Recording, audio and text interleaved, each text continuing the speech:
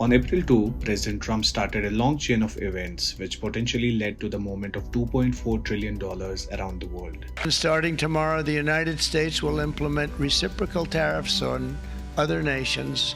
It's been a long time since we even thought of that. And the entire world started freaking out pretty quickly. Trump's tariff wrecking ball careens through the markets. Not Liberation Day, but Obliteration Day. Whose throat do I get to choke if this proves to be wrong? The markets around the world endured this change, and most of the market went into panic. After the global panic, Trump decided to pause the tariff around the world for over 90 days, except for one country, China. And China decided to clap back by imposing a 125% tariff on US goods. Now, before we even endorse or oppose the decision of tariffs, we need to break this situation down one by one, starting with what are tariffs. A tariff is a type of a tax, but not on your income or your paycheck.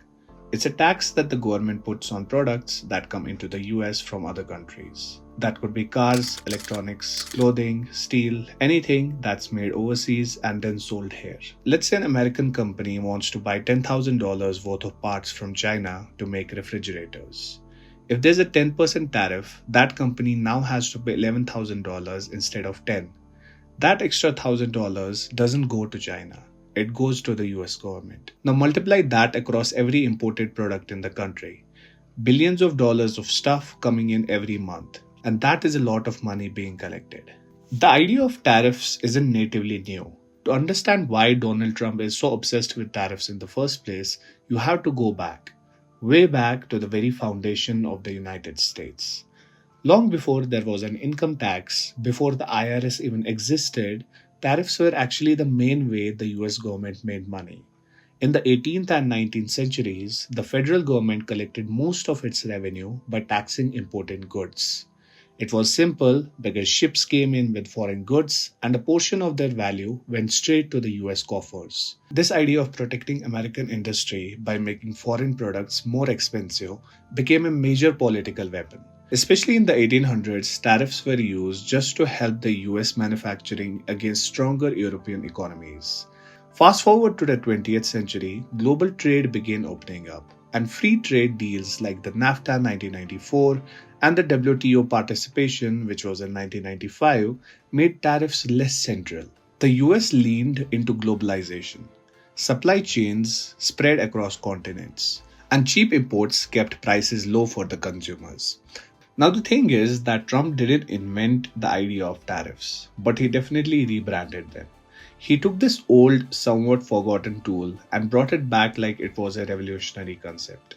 To a lot of people, especially those in towns that are wrecked by deindustrialization, tariffs made sense.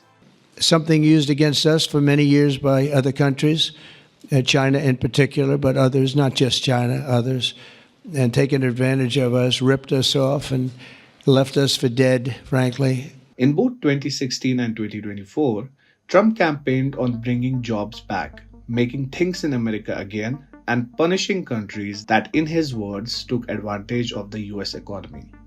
Tariffs were the perfect symbol, which were easy to understand, dramatic in impact, and rooted in American history.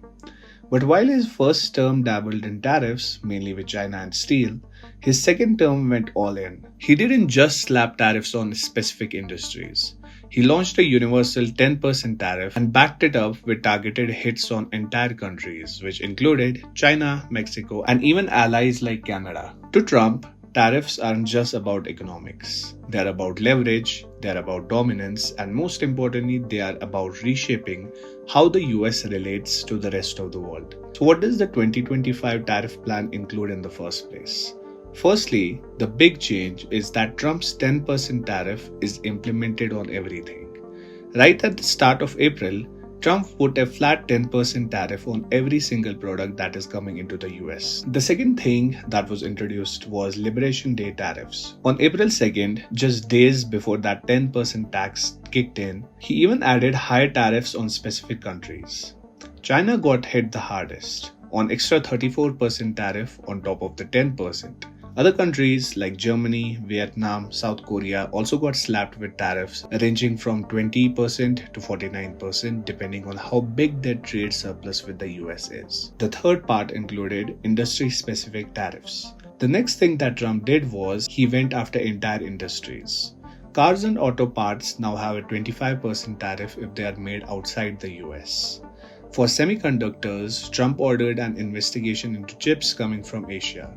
A 25% tariff is expected to land there soon, and that means that prices on phones, TVs, electric cars definitely would spike. Electronics like iPhones and laptops are still safe for now, but Trump's team has already said that these exemptions might end this summer.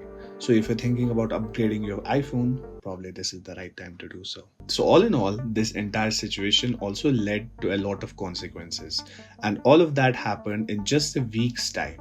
As soon as Trump's plan went live, the economy didn't just keep moving like nothing happened. It definitely shook, and it's still shaking to this point. Let's start with the markets. Within days of the announcement, the stock market took a dive. The S&P 500 dropped over 10%, and that's not a small dip. That's billions of dollars wiped off the board in a matter of days. As far as the importers are concerned, they are now paying more for everything that they are bringing in. And they're not eating that cost as well. They're passing it to you. Companies that rely on foreign materials like appliance makers, furniture brands, and even grocery distributors have all started raising prices to cover their next tax bills. We are not talking luxury goods here, we are talking about the most mundane stuff. Everyday stuff like phones, cars, and clothes, even food packaging is something that, if it is assembled outside the US, is probably going to be a little bit more expensive now than what it was in March. Companies like Apple took this move pretty seriously, and they ended up airlifting 600 tons of iPhones from India to the US to avoid Trump tariffs.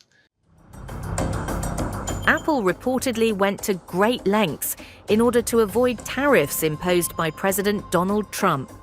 According to a Reuters report, the tech giant chartered cargo flights to ferry 600 tons, or 1.5 million iPhones, to the US from India. A separate report in the Times of India stated that Apple transported 5 planes full of iPhones and other products in just 3 days during the final week of March. And amid all of this, China came up with its own counteroffer. China didn't waste time, not at all. They hit back with their own tariffs, and now they're posing up to 125% on certain American products. And that is devastating for the US farmers, especially in the Midwest. Soybeans, corn, wheat, beef, all of these are the things that are the first targets in any trade war. And now the American agriculture, which is already operating on thin margins, is caught in the crossfire again. This isn't just some policy dispute. It's starting to look like a trade war, and it's starting to look like that on multiple fronts. The worst case scenario, obviously, is that if inflation goes up, companies slow down hiring, exports drop, markets keep falling, and suddenly you're looking at a full-blown recession. So for people like you and me, what happens now? Now, depending on who you ask, this is either the beginning of a necessary economic reset or a fast track to a global recession. And let's look at both sides of this. On one side, Trump believes that the pain is short-term, but the gains will be long-term. They say this is what it takes to finally bring manufacturing back to the US, to stop being dependent on countries like China, and to stop letting other countries dictate our trade terms. The belief is that if the US holds its ground, other countries will eventually blink, and when they do, new trade deals will be made. But on the other side, a lot of economists and even a lot of CEOs are warning that this won't end in better deals. It will end in a lot of isolation, it will end in higher prices, broken supply chains, and lower growth for companies across the US. The fear is that once global companies realize that US is unpredictable, they will stop investing here. And in the middle of this are you and I. Families who were pretty much dealing with inflation already over the last few years now have to brace for more price hikes. A lot of small business owners who rely on imported goods are suddenly underwater. Farmers are begging for relief, and no one really knows how long this is going to last. Maybe the silver lining in this is that some countries might come back to the table and the US will be walking away with deals that Trump has been talking about since 2016. If that happens, he will claim victory and millions of people will probably agree with him. Or maybe this also spirals out. Maybe the courts block him, maybe the economy buckles, maybe America ends up standing alone while the rest of the world moves on. We don't know that yet, but one thing is clear, Trump isn't bluffing this time, and the world is officially on notice. Currently, there has been a 90-day pause on the tariff plan for it to execute better and most importantly to give the countries and people the time to prepare for something like that. So the question you have to ask yourself is this. Is this the start of a stronger America? Or is this the beginning of something that we are not ready for yet?